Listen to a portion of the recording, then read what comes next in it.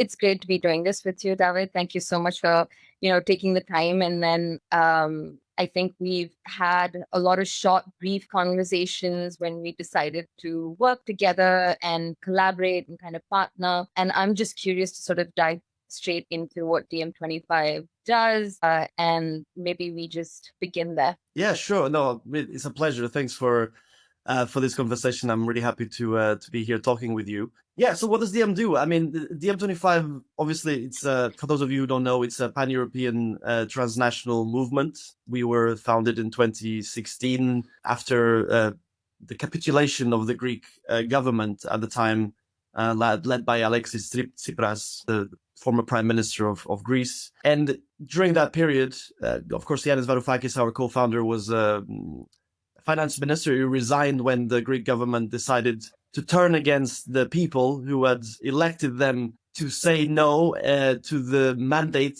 of the European Union. That was basically just there to save the banks, not the people, right? That was always the biggest, the crux of the matter. And there was a referendum. They won the referendum. And even though they won the referendum, they still decided to do a huge U-turn.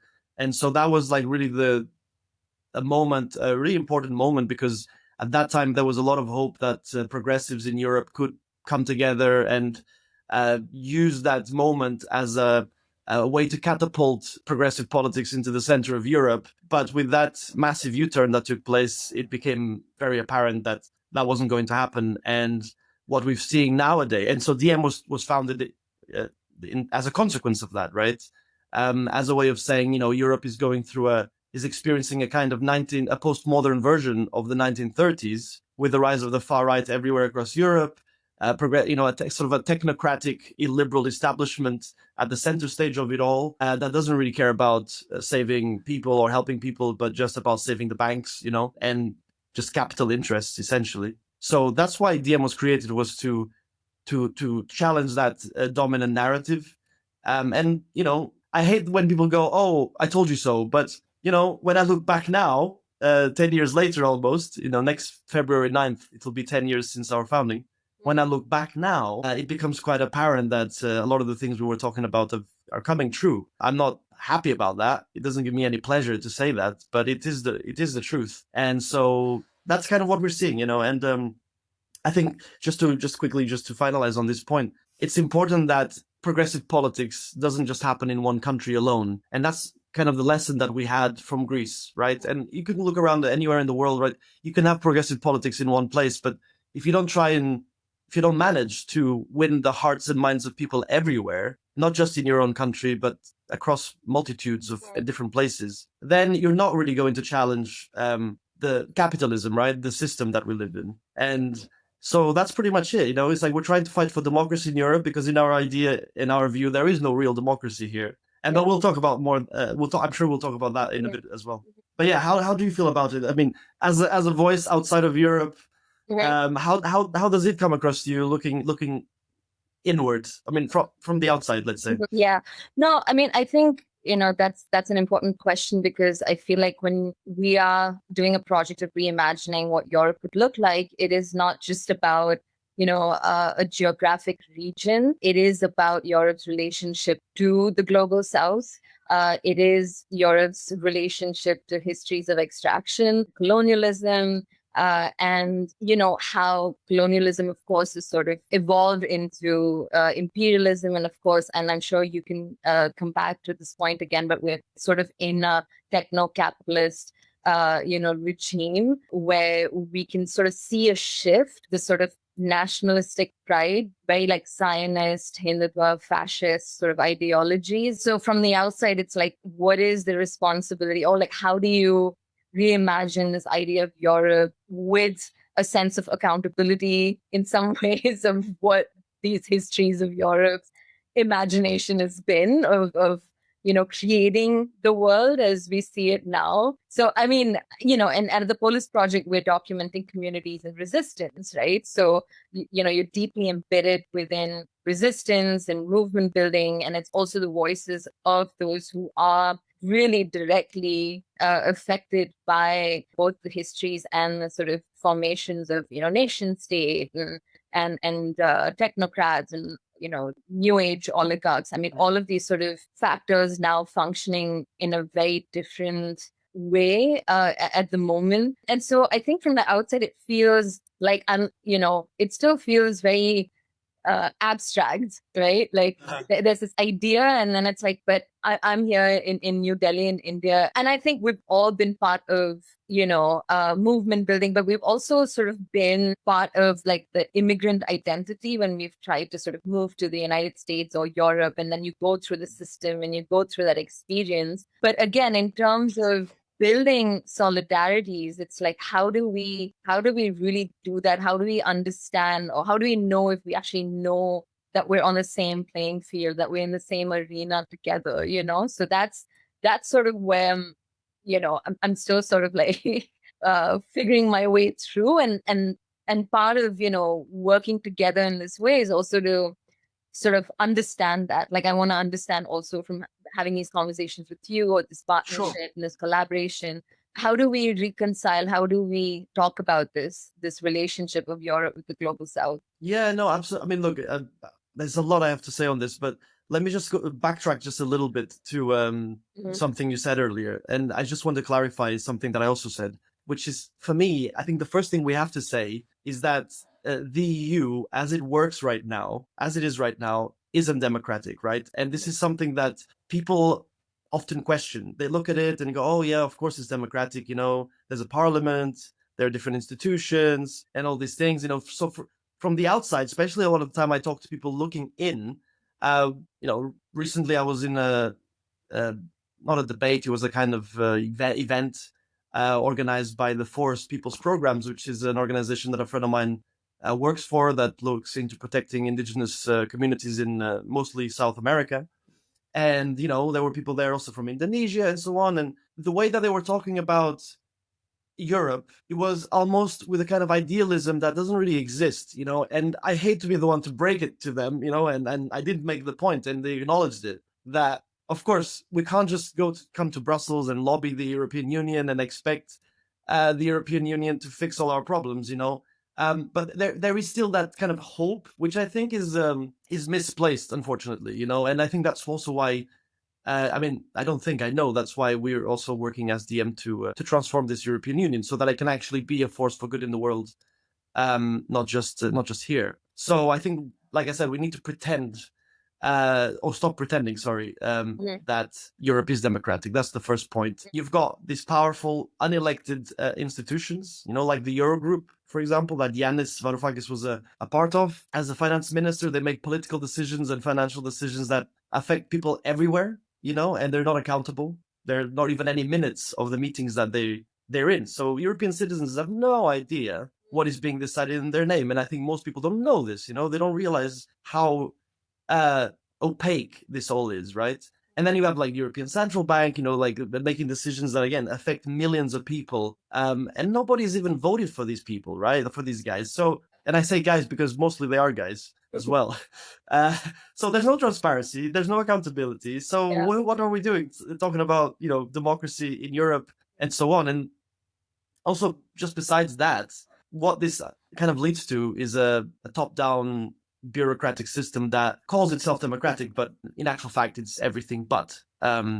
Because all it does really is protect capital, and like I said at the start, and not people. I think for us, something I keep telling people as well is, and I think most people would agree with, is that democracy is not about casting a vote every 4 years. Yeah. It's about like what you do in between that time, what do you do in between that time to advance democratic policies, to make sure that people are involved in decision making, that communities are being heard, and not just like a segment of those communities, but the community as a whole, right? And I mean, we can talk more later about how that practically could work. We have some ideas about that too. And just the last point I think to mention is that we need to talk about also the context right now, because as I briefly touched on earlier, we see the rise of the far right everywhere across Europe. We see it also in the US, also around the world, right? It's not just in Europe. The rise of authoritarianism, let's say. And I think we need to talk about like the root cause of that. It's not just like, oh, all of a sudden people woke up one morning and decided to be a fascist, it's like you're not like born and you're like, oh, I really want I want to be an authoritarian version of I don't know. You know what I mean? Like that's not what enters people's. This is a design thing. It's something that people become like that, and they're scared. And nobody's really talking about the pain that they're going through. The far right is weaponizing it and taking their like fears and stuff. And turning it against the migrant and the other and all the rest. So this is also a consequence of the kind of system that we have in Europe today.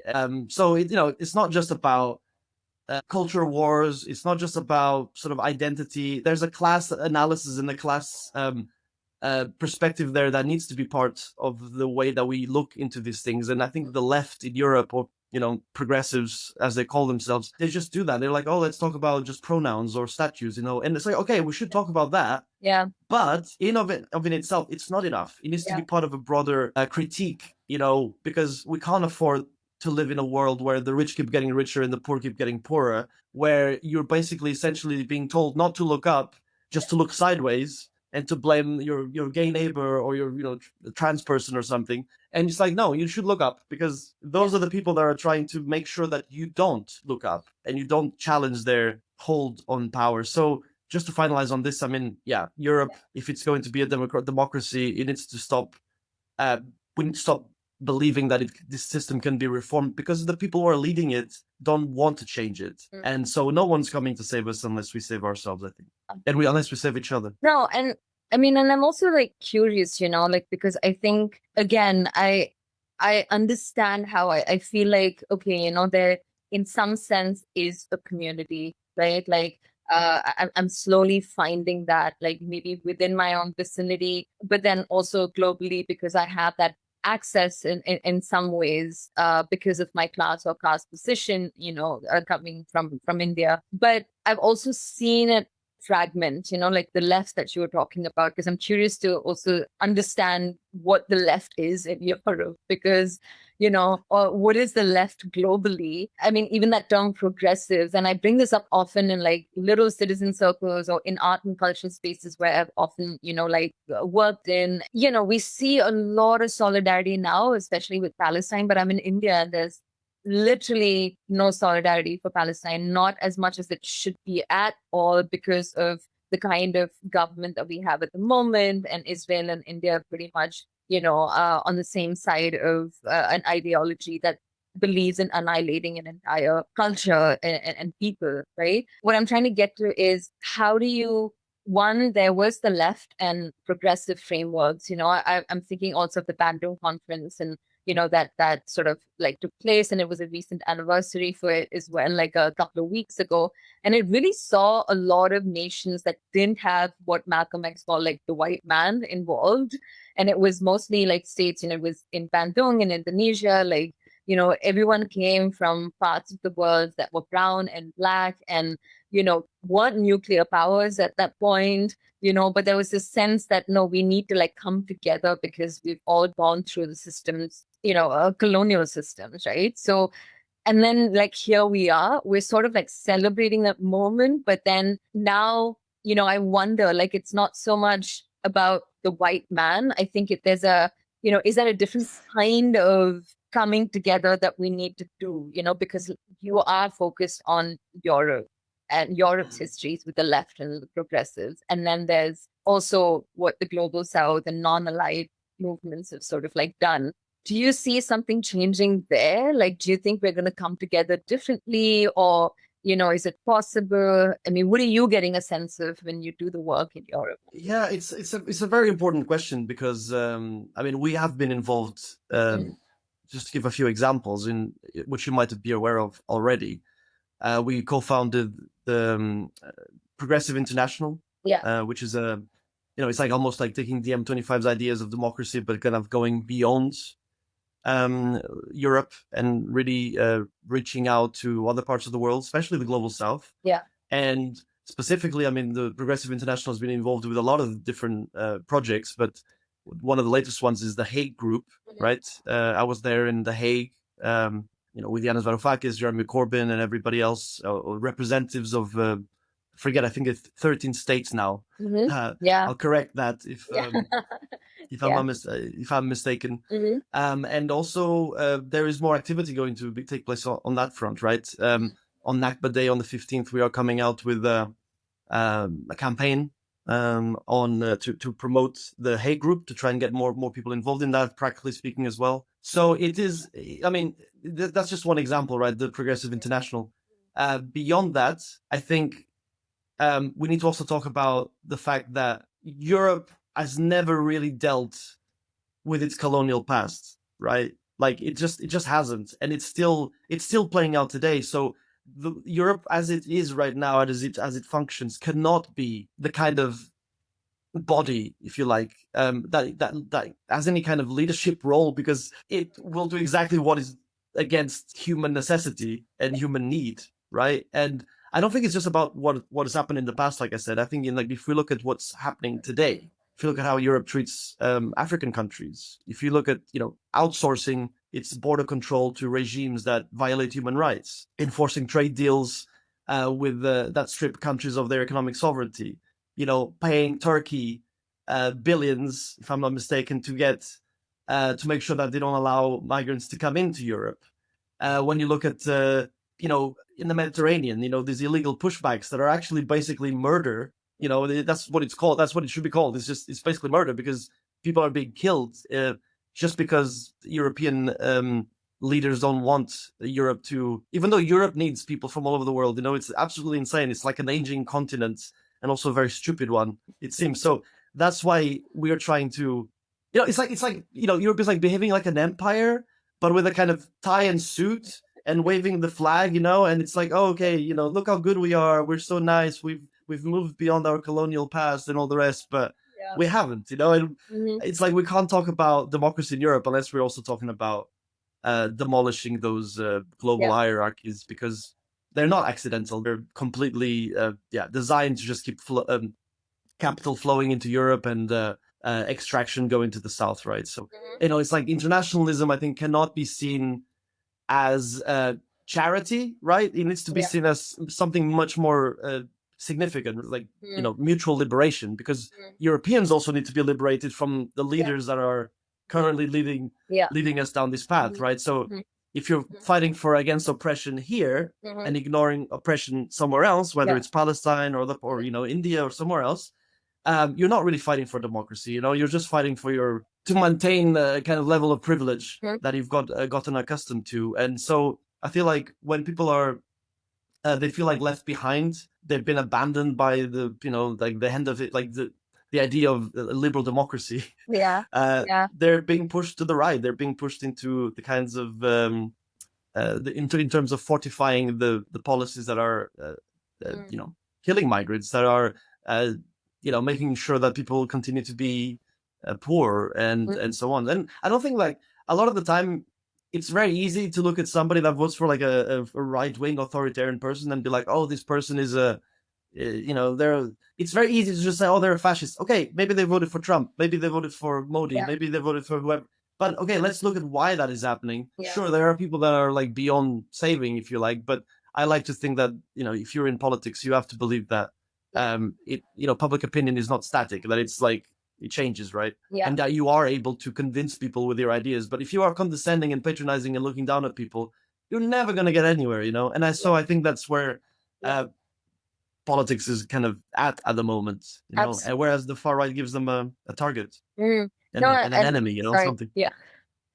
Sorry, no, I was cutting in, but I really like that point that you made about liberation, because I always feel like equality or justice or truth without liberation means nothing, because to liberate someone, from the sort of oppressive frameworks from which they've been manipulated into being as well is important, because, you could have, I think about Guantanamo Bay, there were prison guards that were women and men. Maybe they were equally represented, 50%, women, 50% men. But what were they doing with that equality? They were torturing innocent Muslim men because it served the idea of a war on terror, right? So even now in India, we're sitting sort of at the precipice of this tension between India and Pakistan. And there's this, there was this image of women from the armed forces sitting with the defense minister. And it's all about women power, like, it's like, look who's leading this onslaught, because, and it's also, the project is called Project Sindoor, which is, it's the sort of what like Hindu women wear as a marker of their marriage, so it's all of these weird sort of conflations of feminism, like as if, I mean, see women, who want war, and because, it's this national feminist pride. Like, so there's a complete sort of, so what does equality mean in this? It's not equality. Like, we need liberation, right? We need to liberate these individuals from believing that somehow, that sort of service to the nation state is what's going to take care of them and their own families, whereas everybody else was pointing out and saying, hey, that's not how this works, is seen as some sort of, unempathetic, inhumane, anti-national, whatever, all of those beautiful things that you get called. And, I mean, I don't get triggered by the trolling and other things, because what is also showing you, it's a symptom of the society that we've sort of built. I was talking to my father, who is sort of also understood like all of the drills that are taking place, etc., like happened before the 1971 war with Pakistan and Bangladesh and India, And he said, like, I don't know if there's a generation that understands what war looks like. Maybe they're consuming a lot of the narratives that are online, which is also a very what does it call it? It manufactures consent, right? Like, absolutely. And then you're so overwhelmed because how are you supposed to save everybody? And then the language has been co-opted. I mean, I'm just coming back to this point of liberation and how do we work towards that? And I completely agree with you. We have to talk to everybody who also, and especially those who don't sound like us at the moment, Yeah. Yeah. Now, honestly, you just reminded me of something as well as you were speaking, because and also the reason why I mentioned liberation, because when you look at the history of progressive politics, the left, or the question of emancipation, liberation, liberté, it wasn't just about equality. It wasn't just about saying, oh, we need to be equal. No. It's like you need to be emancipated. There's a certain emancipation about, women's emancipation, about workers' emancipation. That kind of language was always there about freedom. And if you look now over the past 30 years with financialized capitalism, since that onset, you don't really hear that very much from left wing, especially in Europe and the West. I mean, in America and so on. That kind of language has been sort of dissipated, and what you get instead is the far right calling themselves the Freedom Party and this and that and the other, when they're not, but they're talking about it, And so when people see, oh, they're talking about freedom, they care about my me and my place in society, they're gonna go and vote for them, And this is really linked to what you said about the narratives, the manufacturing of consent, right? Like that Edward Herman and Noam Chomsky have obviously written about. And if you haven't read the book, I obviously recommend people out there watching. If you haven't read the book, you should read it. And if you haven't seen the documentary, it's also available, I think, on YouTube for free. But that question of narratives is like it's a good one, because we're so used to thinking about democracy in terms of like votes and institutions, but the stories that we tell are just as political, right? And so narrative democracy is, I think, about asking, okay, whose stories are being told? Who's shaping the conversation, and who's not being heard, and who's being erased, right? Who, like there's that famous quote, that history is written by the victors, right? So that's a kind of narrative, because everybody else all of a sudden just does not matter because they did not win. So you only remember the ones that won, right? And I think when you look at the media and cultural institutions in Europe, but I'm pretty sure also, in India and elsewhere, it kind of reflects the elite perspectives, by and large. So they don't, for example, talk to you and tell you about what it's like to be a migrant worker, like a delivery worker, Uber, Deliveroo or something in Paris, or like a queer Palestinian artist trying to survive censorship in Berlin, or, it's like those stories don't really fit the overall overarching brand, so they're kind of excluded. And I think that's also part of how the system is designed, right? It's designed to make sure that those voices are invisible, that they are nullified, because that's the only way you can function. Otherwise, the system wouldn't function in that way, right? It's also one of the reasons why we created this meta, which is this center of post-capital civilization. Not to like represent those voices, but to amplify them, to center them, to give them a space to be heard. Because I think if you can't imagine something better than what you have right now, you'll just settle for what exists. And I think that's kind of what people have been doing, settling for kind of a dominant culture that they necessarily might not even agree with, but because they don't see another alternative, or they don't understand another alternative, or they have never experienced it, then that's what they kind of settle for.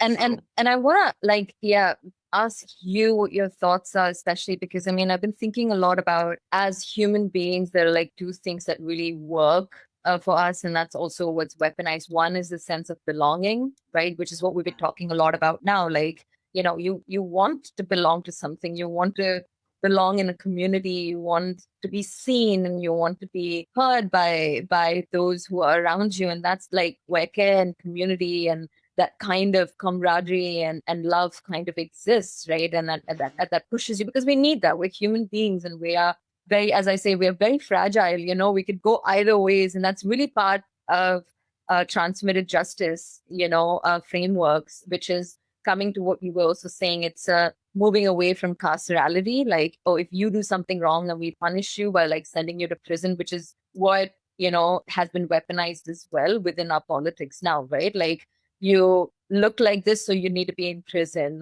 and then, prisons need to exist because it leads to where I'm going next, which is these industrial complexes, right? Like, it's about money, right? Like, democracy used to be, I was reading this book, it's a short history of democracy. It sort of talks about how it started out with assembly democracies, mostly actually in what is now called the Middle East, but like in Syria and Iraq, where people sort of like came in and you discussed and you had conversations about how to actually keep power in check, until the idea of the military sort of came in, like the military defense body. And so there was the figure always of that one sort of like, powerful military sort of like, head that sort of like leads, the army. And so his power started to sort of, like really increase within like how society was organized.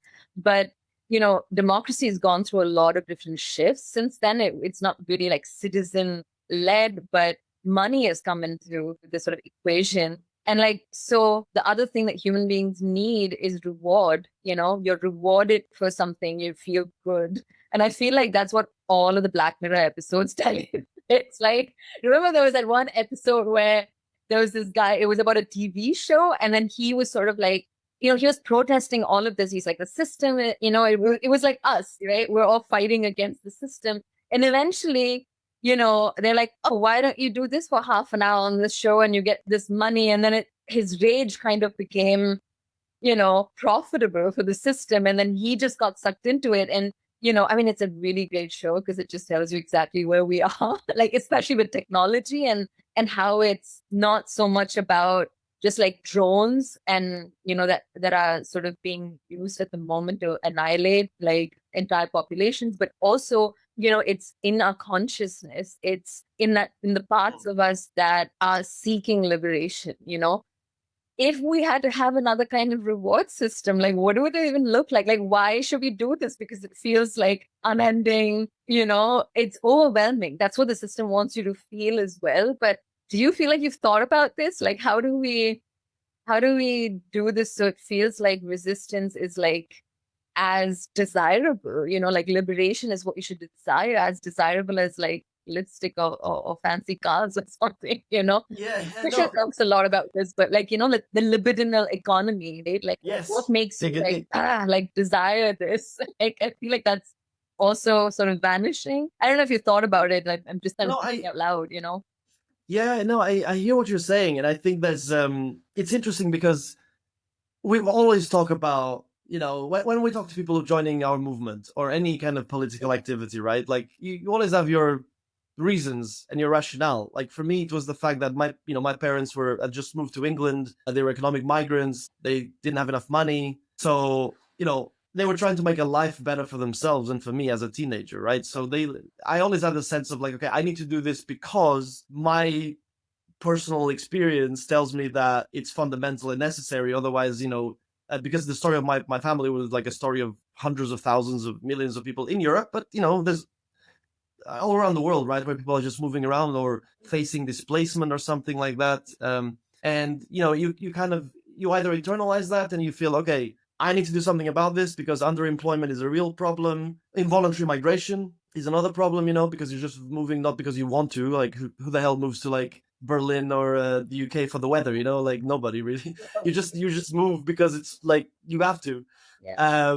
So it's like, I think that's one question. So on one hand, it's the fundamental point that some people will just get involved, try to change the things because they feel like they've gone through that and they don't want to ever experience that again, or other people to experience that.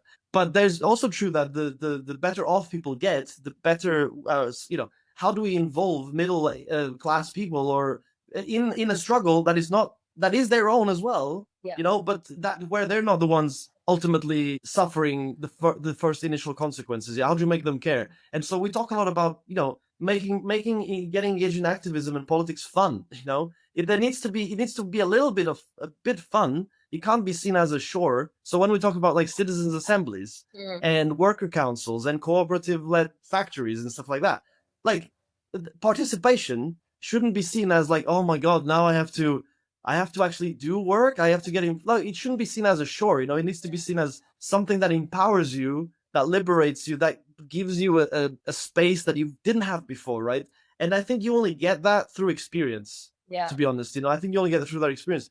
And right now, I have this. I feel like the people in power, they kind of fear working class people daring to think that the world doesn't have to be like this, right? Like, and I think they're right to fear that, to be honest with you, because if that belief sets in, and they actually believe that it doesn't have to be this way, then everything starts to change, right? So they're trying to keep that as like that repression as hard as possible, so that people don't go into that direction of trying to emancipate themselves, liberate themselves, and just to think, oh yeah, like I have a boss, he'll just tell me what to do and I'll just do that. I'll go home, and you know what I mean? Like, we need to break away from that way of seeing the world. Yeah. Our society. I mean, but it's also like posing an interesting question for me, because what becomes of the figure of a politician? Because oftentimes, I mean, I've been following a little bit of, how a lot of the image of politicians are made, of course, like we're doing comms. So, there is the communications and PR sort of machinery that is also like working for a lot of people in power across the board. So I've been following a lot, like with certain opposition leaders here, and the sort of like, how do you create an alternative to sort of like, this authoritarian fascist, like, figure of a male sort of politician, right? And the alternative is just like a bit like, to me, just looks like soft fascism. Like, it's just like, it's still figures that want to come and save everybody else. And so, if you start to sort of like really move within the ranks of how they organize, or how they're, how party workers are sort of made to believe in the ideology of their party. And I'm talking about, like, say, an oppositional progressive political party, right? Like in India, it would be the Congress, or like parties that are part of what is called the INDA alliance, and so on. So, what you realize again is that those who come from a lower and middle class background, who's also looking at, and also coming from smaller rural parts of this country, it's so easy for us to say we don't need to like go after power, but because we're coming from places of privilege, and we've seen how power can be sort of like weaponized, of course, right? But for them, power is dignity in a country that doesn't offer them education or a means to liberate themselves from poverty, or like, the conditions, the social conditions of being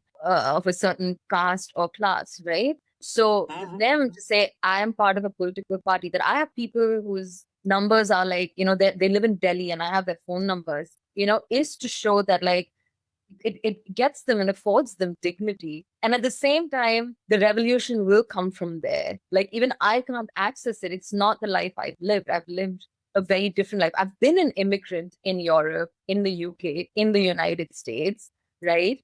But I do come from a certain class and class position. And if you see, those are the people, like, right, like that are now sort of in positions of power within like a Trump administration and so on, right? It's upper caste and upper class. It's not like the working class that went to the United States and then, found liberation or hope. They're still here, And I'm wondering about like that figure of the politician, or like the figure of like that one man or one woman that leads you towards liberation. Does that still work? Because I feel like would that I mean, do we need saving, or do we need to actually like learn, like do we, like you said, it's movements, it's going to come from the middle class and the lower middle class, right? So do we move away like how we structure the way that we imagine democracy or even our movement building? Yeah, no, that's a very fascinating point, really. And on the question of power, I feel like I think we need to question, and we need to be aware of that there is an authoritarian voice within all of us potentially, but that is not a reason not to want to obtain power in itself, right? Because it's true that we look around and people look around and go, oh my God, like these politicians, they have so much power, they do X, Y, and Z. It's not just the politicians, it's also the oligarchy system behind them. That's also primarily the biggest problem. Yeah. The political system is just complicit in that, and in being their voice instead of the voice of the people. So I understand the cynicism that people have towards power, towards politicians and all the rest. But I don't think we can just be an horizontal movement without a plan, without a coherent strategy. I feel like we need to all around the world have a direction, have a goal, be a little bit more ruthless in a way, when we're fighting against power, because power is real and it affects people, and those with power tend to determine what happens to the ones who don't have any power, right? So, and when I look back at like the Occupy movement, the protest movements in Seattle in the early 2000s, and literally everything that has happened since, also in the Middle East and so on, it's okay. It's great. Everybody comes together. There's this moment of unification where people go, yes, we know what we were against. Yeah. But okay, how are you going to organize that to transform the situation you're in? Because I understand you're angry. I understand you have, you're on the streets, and, your parents probably are suffering, or maybe you don't even have any parents, or they've been killed, or whatever the situation is. But you need to have a bit of a plan about how you're going to conjure up or bring together this agglomeration of anger and frustration into something that is actually like system changing. Because if you don't do that, what we're going to have is a kind of elitized version of democracy that excludes people that are cleaning our cities, that are harvesting our food, that are caring for our kids and all the rest. And that's not democracy. It's kind of like I think I would call it something like an apartheid with balance, like you're poor and you're constantly just, you can't really do much. You're never going to get out of your situation, but every 4 years you can go in there and vote, just remember that you can go there, you can cast your vote, and there you go. Aren't you happy that you live in a democratic system? So and I think that's what you see. That's when you see really how hollow a democracy is, when it doesn't well, if you need a passport to participate, or what kind of democracy is that really? Anyway, sorry, I went on a bit of a tangent. I'm not sure I addressed your point entirely. But that's okay. I think we're just sort of like thinking through a lot of these things together. So I feel like it's not even like a perfect answer, but I just want to like put these things out and just see if it's like, something you're also like thinking about. And I think I wanted to ask also something about, definitely about like climate justice. And I think it's sort of related a little bit, and about like culture and art and culture, and like as part of like resistance. So maybe I could just go into, I mean, there is it's the Green New Deal. Is that something that you guys? Yeah, it's called the Green New Deal for Europe. I can tell you about it. Okay, great. Yeah, but maybe, I mean, so I want to also understand, I guess, in terms of campaigns or proposals, like you're also talking about, like, yes, we need to have power in order to like shape the direction. So are there like specific things we could talk about that DM is doing that's related to that very specific, a campaign or a proposal that is going to shift For sure. the national or the idea of Europe itself? Yeah. Yeah. I mean, it's a big thing, right? And remember that for everybody watching, we're funded by just individual members with like that support us with small membership fees. We have a tiny budget. We have to pay for travel, accommodation when we do have events. Sub salaries, mostly part time. So we don't have a lot of people on the payroll. It's very difficult. So also, I think it's incredibly important to I like not to see us as like the saviors of Europe, and we're gonna no, like it's not that kind of biblical scenario, right? But I think that what matters also are like the ideas that you have, and then okay, how do you actually go about implementing those ideas? Because it doesn't matter how great our Green New Deal for Europe is. How are we gonna get that as passed through as legislation? Do we lobby existing parties? Yeah. Do we just go outside on the streets and protest? The organized communities? I mean, I think these are all things that are important, and we should do them at the same time. It's not just going. I see it like you have a Swiss knife.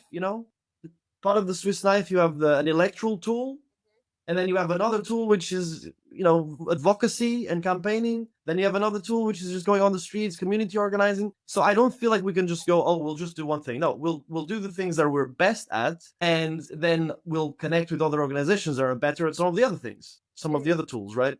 And then through that, I think you can actually have some influence, because the left and progressive movements are, perpetually underfunded, as I'm sure you know. Yes.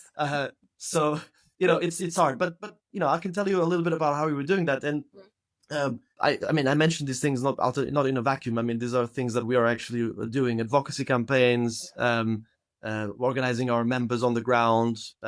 We have political parties in some countries called Meta 25. We have one in Greece, one in Germany, one in Italy, and one in Sweden at the moment. And we are very soon going to have one in the Netherlands towards the end of the year. More information on that soon. But yeah, if you live in the Netherlands, keep your eyes peeled for that.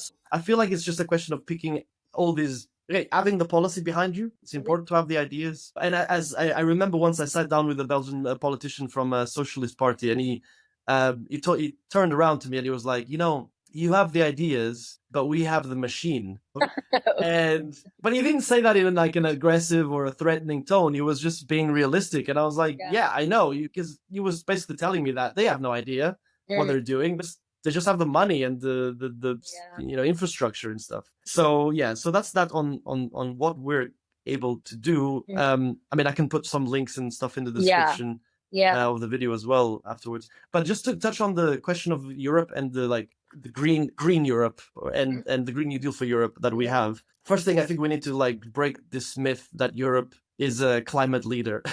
Europe is not a climate leader. Let's just say that very clearly. It's a leader. I mean, it's leader in something. It's leader in outsourcing emissions. It's a leader in greenwashing. It's a leader in pretending that this green transition isn't built on extraction. For some reason, they love to pretend that. But what about those lithium batteries? For German cars. They come from usually devastated communities in the global south. Then you have solar panels, which are often assembled in borderline modern day slavery conditions. And so we're not as DM, we're not interested in a green capitalism as some people are talking about. It needs to be something different. So I just want people to understand, because when we campaigned on the Green New Deal for Europe in 2019 for the European elections, because the word green was in there, it wasn't quite obvious to people what it was about. And it's so much more than just, let's have electric bikes, or, let's have bike lanes or something. It's a really transformational body of work that addresses ownership, that looks at the total transformation in terms of production, in terms of decision making, energy, transport, putting that into public hands. So we're not just going, let's go green and going and waving the flag. We're saying that who owns the economy is the one that, changes it. And we have to be able to change who owns the economy. So, if you take energy or housing or, transport, those things should be in public hands. Those things should not be privatized, let's create jobs. Let's build resilience. I hate the word resilience, but I can't think of another one right now.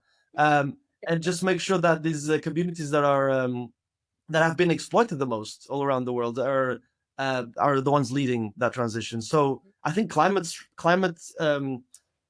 climate fight is a class struggle, and it's also a geopolitical struggle. And I'll just give an example now of Greta Thunberg. She's been obviously campaigning a lot about the climate, and she had a big following. Even the green capitalists, wanted her to speak at events and stuff. And then all of a sudden she started talking about, oh my God, she said the word Palestine, and no more, apartheid, Palestine, Zionism. Oh my God, no, like she's not been given a platform anymore. Yeah. So I think that we need to build, if we don't build a transition that works for working people and for everyone in general as well, the far right will just hijack that, and they'll just claim, climate is a hoax, the climate crisis, and honestly, people will believe it, not because they're stupid, I think, but I think just because they're scared, and because at the end of the day, they're being made to pay for a crisis that they did not create. And that's for me is like the biggest point here. So Europe being a climate leader and caring about no, let's just quickly demystify that. No, and so then are there, just like we've also sort of, like you talked about tools, and different parties or stakeholders have different tools. And so at the Polis Project, we're just pretty much documenting, as I said, communities of resistance. So it's their stories, right? So it's there's sort of need to, in different ways, ensure that we're talking about who writes histories, who holds the narratives. So it's to ensure that platform exists, and of course the struggle for, it's not even just about money. At this moment, Trump is coming down hard on anybody who says Palestine or is on the side of humanity, actually. Then you're just going to be, the institution has ways of pulling the carpet from beneath your feet, and then then you just don't get to function. And so then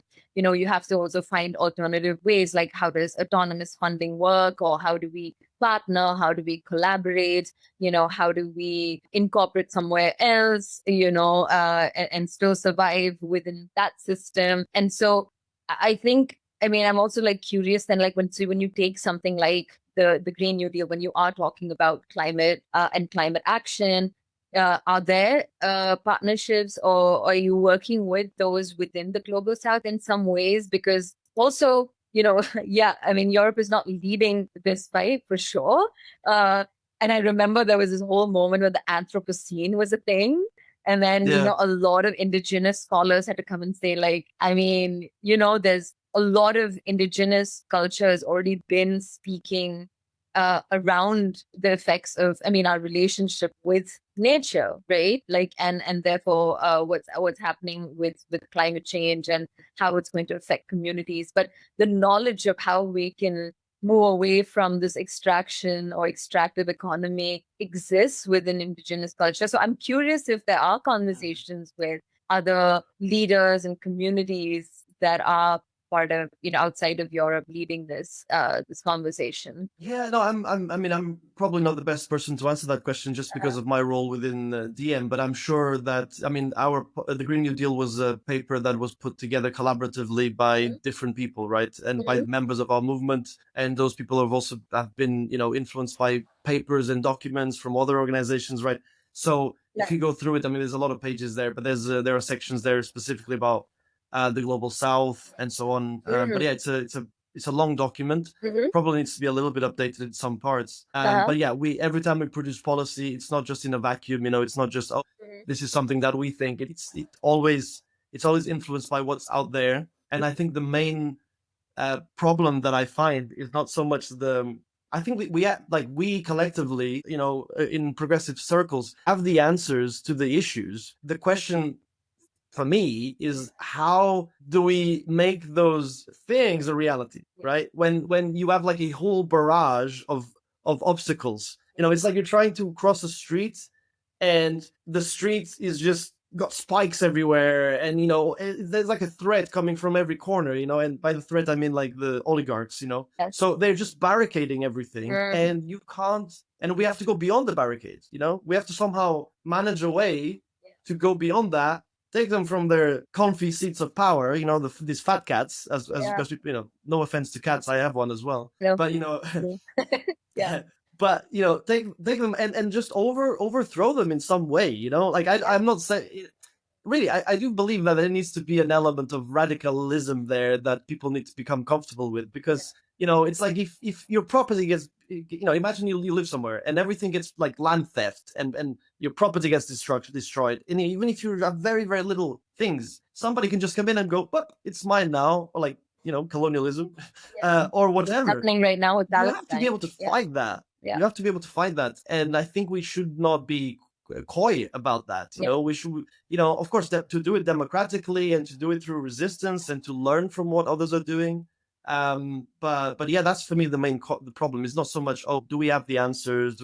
Because we're very good at like sitting around the forest fire and like debating endlessly about every single comma in a document, because this comma shouldn't be there, or because this word has this meaning, and and we get so lost in that conversation, and then the right wingers are just looking at us going, we don't even need to divide and conquer these guys, they're doing it themselves, they're doing it themselves, like what the hell. So we need to just think more in terms of like strategy, like, okay, how do we take the power, because that's the only way we're going to be able to implement the ideas that are there. Absolutely. And I completely agree with you. I feel like we have to hold the mirror to ourselves. And I think that's a very difficult thing for a lot of us to do, because on the progressive and left side, we do have our own egos as well. We're dealing with, we talk so much about communities, but then it's like, I've been in spaces where it's just like, I think you're wrong. Like, I think this is not enough. And I think, and yeah, I've been in rooms where, the difference of people's experience and, places that they come from, even though you're all fighting on the same side. We're somehow not, and again, it's a very limited experience because it's my experience, and I'm sure, but I do have people who kind of like affirm that, I'm not crazy, and I'm not the only one who feels the fractions, but it's exactly what you were saying. It's like, like Russell Brand is such a great example of that. Like, he was all like this sort of like far left guy, and like, and then the moment he had the sexual harassment accusations, he just sort of like bounced to the right, and they welcomed him because they didn't really care. And, it's also about how people are negotiating the idea of the left or progressive, and then also negotiating power. Like you said, we all need that power as well, but like, how do you negotiate it in terms of what we're building, and stuff like that. But I think I wanted to sort of come back to the idea of narratives, like, and narrative setting. I know you also publish and you do have pieces by different individuals who are like invested, within DM, but they also have like, they are professors, they come from different walks of life, right? Like, is that something everyone has a conversation about? And especially like the idea of culture, like it's very similar to sort of understanding the climate conversation, but it is about co-opting culture and erasing culture. And, like I always say, like, why, we know that the easiest example is like, why is curry like the national, like, food of the UK? Because they just literally like, it's so bad. Like, I'm very proud about it. Yeah. I think it was in Bradford and there's like that. Yeah, Trevor Noah as well, who spoke about it. And maybe we shared this, or I shared it with you, and we've talked before about his joke about like why like England colonized everybody, and like why like nobody from the Caribbean would colonize anybody, because you just had, sun and the beach and good food, and like, you're like, oh, we don't need to go colonize anybody, we're good, because you had we're happy here, like leave us alone. Yeah. And so it's really exactly what extractive politics is about. You don't have, you had to go out and then create this sort of identity for empire, which was that we are the center, of everything, like culture, and, we're civilized, and the rest of you are just, barbaric, right? Like that also really came out of what is empire's insecurity of its own story. right? So Absolutely. and so yeah, like what have you thought about like the stories that we're telling? Because you touched upon this a little earlier, and I'm just curious to go a little bit more deeper into how art and culture kind of sit within maybe like the purview of DM25. Yeah, yeah. No, it's a good point because I'm by default I'm you know, I love art. I write a lot, just poetry, philosophy. I just like the ethereal nature of the immaterial in a way, the beauty, right? Like I think beauty in art and seeing things. And so right now, whether it's music or it doesn't matter what it is, like right now we're going through a period, especially in Europe. I mean, it's again, it's not exclusive to Europe again, but it's just my experience here, where there's a kind of cultural censorship that is becoming normalized with the move to the right by centrist parties that are in government, and it's quite honestly terrifying. You see Palestinian artists just getting blacklisted. You have anti-fascist musicians, losing their funding. You even have an example now of Kneecap, this Irish Yes, I know. music duo that have been accused and trying to be deplatformed and cancelled just because they're supporting Palestine, and there's so much sort of like propaganda against them and all that. I'm mentioning this because it's a recent example. We had people like Roger Waters, who's been very supportive of DM over the years, also facing cancellations and stuff like that in Germany primarily because of his support for Palestine. So you have things like books being pulled from festivals, certain theater pieces, and all of this is kind of being done in the under the veneer of safety and neutrality. But it's not. Let's call it what it is. It's repression, right? So again, that's also why we started Meta, and also why we are independent, as a political movement, why we have a media channel, a YouTube channel, and the communications channels that are where we talk about pretty much everything that is happening around the world, and we try to showcase resistance and to support it, but also to highlight certain people, that are not being featured in the mainstream media. Because they, like I said, the mainstream media will not want to give them a voice primarily. So like, I think culture is, it's where the cracks in the system become a bit more visible, I think. And it's kind of the place where you can imagine new worlds, you can imagine new things. And I think, as we touched on earlier, one of the most dangerous things for the people in power is a society that is able to remember and to imagine, right? I think that power imagination is, and the crisis of imagination is something that culture really addresses, and that's why they don't want to fund culture. That's why they want to make sure that that imagination does not go wild, let's say, because if it does, then things can change a little bit too rapidly for those in power. And power is conservative by default in a way, because they don't want things to change for them. So we're here, I guess, DM. We're trying to do that and confront those dominant narratives with stories, with art, with music, history as well, because if we don't tell those stories, they'll just be erased, right? And I think so we have to constantly support cultural projects and exhibitions, anything from the intellectual to the highly populist, really, it's really important that we insert ourselves in that space and don't allow that space to be taken over by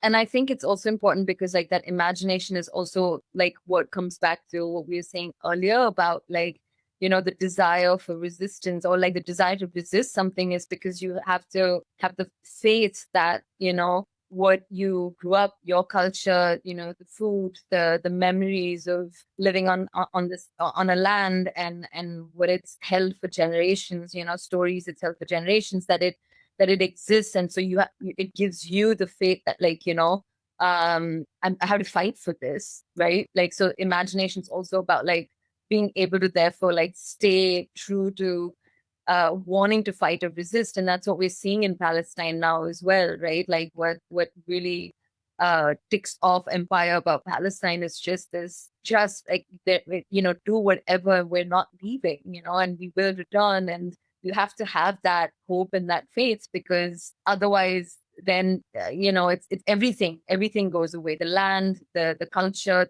food, the memories, and we've seen that happen. I mean, it's not like it hasn't happened, and then we sort of like confused and conflated about like, I mean, what is falafel supposed to be, or hummus, is that like Israeli or Palestinian, and Yeah. even when I order food here, like for example, from a Lebanese restaurant, to call it the Israeli lafa, and it might seem innocuous, right? But that's how it is, right? Like say in the larger public consciousness, it's not like a paper and a presentation or an exhibition. It's just literally saying, let's just call this with this, like just put Israeli there. And then suddenly something that existed in another culture becomes part of the culture of the Zionists, I have a funny story on this. It's so I when I first moved to Brussels in 2015, I had a friend. I still have a friend. He's still alive. He's not in Brussels anymore. That owned a restaurant right outside of the European Commission, and that restaurant was the birthplace in a way of DiEM25 in Belgium, right? Because that's where we were holding our meetings. We needed the space, and he was a friend of mine. He was a Marxist, left wing, sort of person that was interested in doing a lot of work on Kashmir. And he at one point, like after knowing him for so long, I'd go into the restaurant, I'd met the cooks, I knew the people who worked there, I knew who he was, and and they're all Pakistani, right? And, then outside the restaurant, there was a huge sign. I don't know if I told you this before, but there was this huge sign in neon lights. Okay. The restaurant was called Darjeeling, like the tea, and it said Indian restaurant, with his like sort of. And at some point, I was like, after knowing all this information, I went up to him and I asked him like, why did you call it an Indian restaurant? I mean, I don't mind, it's you do you. Yeah. And maybe but I was trying to figure this out because I know you're all Pakistani, and I just thought, okay, maybe there's a really good explanation to this. And he was like, he looked at me and he was like, David, have you ever heard of Pakistani food? And he just left it at that, He was like, that's why we call it Indian, because these stupid Europeans, they don't know the difference. So we'll just have to, but in a way that, it changes things. Of course, it's a different example from what you were saying. No, but it's, you see this alert. It's this sort of like a strange, like different ways in which the language, is shaping culture. And sometimes it might feel like so innocuous until you really go back and understand like the histories of empire and nation states and oligarchies and power and all the stuff that we've been like talking about, and I think, I mean, I don't know if there's any other, questions you feel like you want to. Yeah, I just think like there was just one aspect that I think is worth just emphasizing, which is about solidarity. I think that people in Europe a lot of the time, they talk about solidarity and so on, but it's like a virtue signaling. It's virtue signaling. It's wearing a pin on your jacket. Nothing wrong with wearing a pin on your jacket. Like, okay, signal that if you want. I do it sometimes, but it can't just remain in the realm of symbolism, right? Like, it needs to be practical. That's what solidarity meant all the time. That's what it needs to mean right now.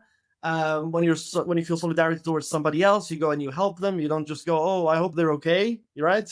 And I hope things get better. That's where everything goes to die, basically. So it's about, it needs to be about sharing platforms, in some sense, at the community level, sharing, risks and resources. And, for example, on Palestine, just to give a concrete example, it's not enough to just put out a statement. Yeah, and of course, we will put out a statement every time something happens, and we react and so on.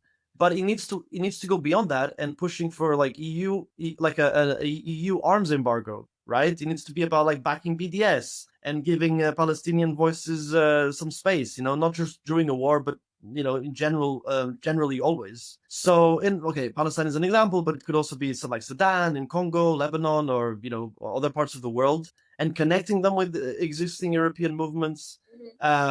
If there's the capacity for it, if the organization capacity is there to go beyond, in like, I guess co-strategizing, maybe co-funding some projects if possible. And, so yeah, like just a last point to make from my end.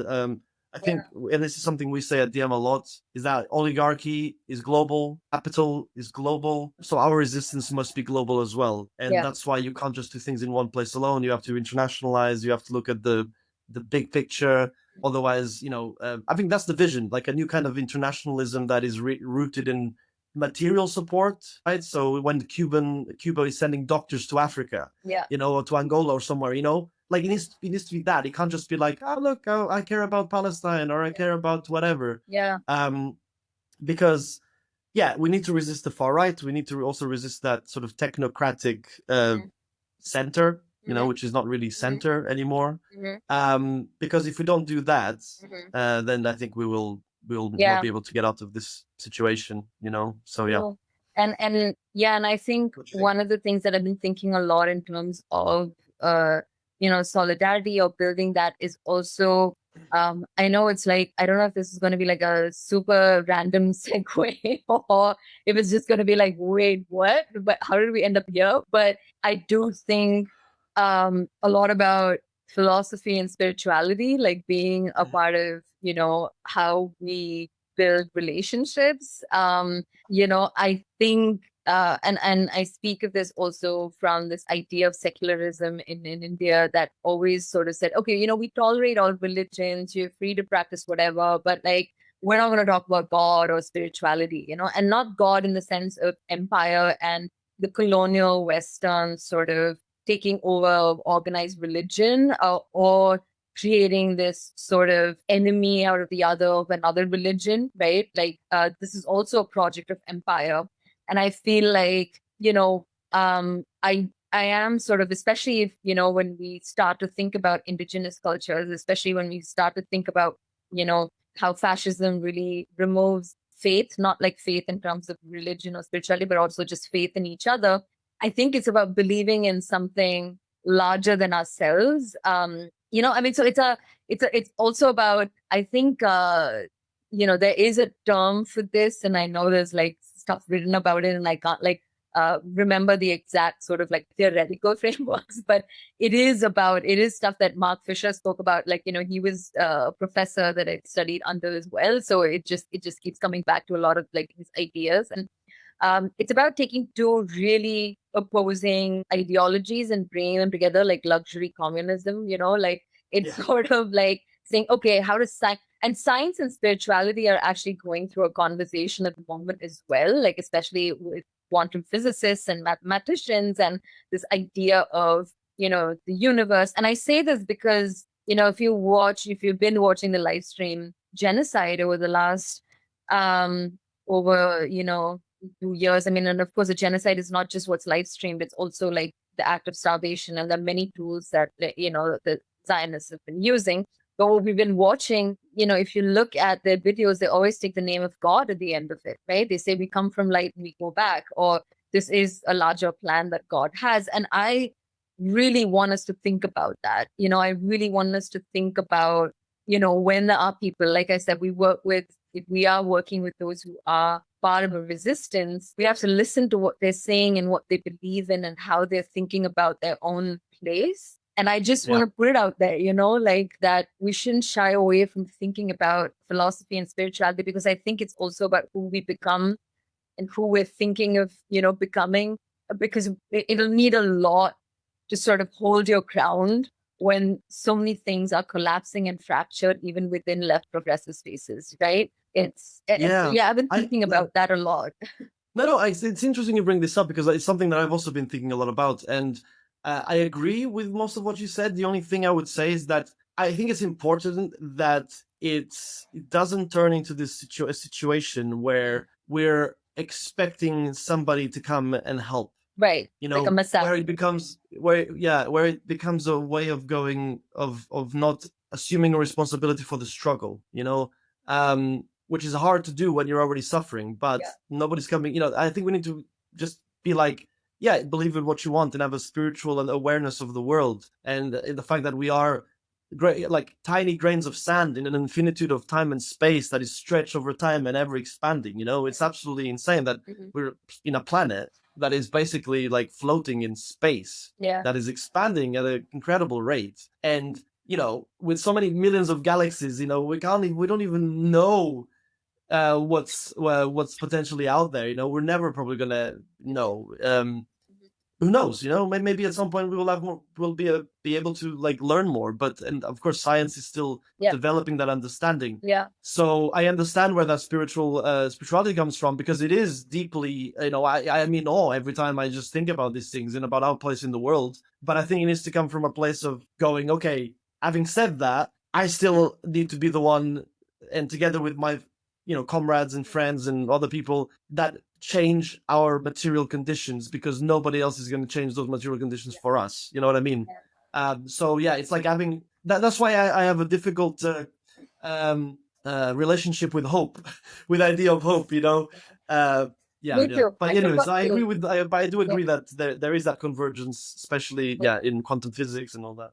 Yeah, no, I think that's also not so much for hope, and I think it's more about like having faith in each other, and you know, in that I believe that we can do this and we can make. But I absolutely agree with you that, you know, it's about bringing all of these different ways of thinking, and maybe seeing if something, you know, emerges from that. Like, you know, not to sort of say no to something and not get lost in, you know, just like some sort of like self-indulgence kind of like exploration of the world, and then like everything is, you know, like, I mean, there's like material, you know, consequences to what's happening. So, but it's like, how do we sort of stitch all of this together? And it goes back to, that's how like allyships are built on solidarity, you know, because we are human. I mean, to be human is to feel so many different so many different things about how to understand the world that we're trying to rebuild or reimagine. So yeah, I think I just wanted to throw that into the mix, because why not? But it's I think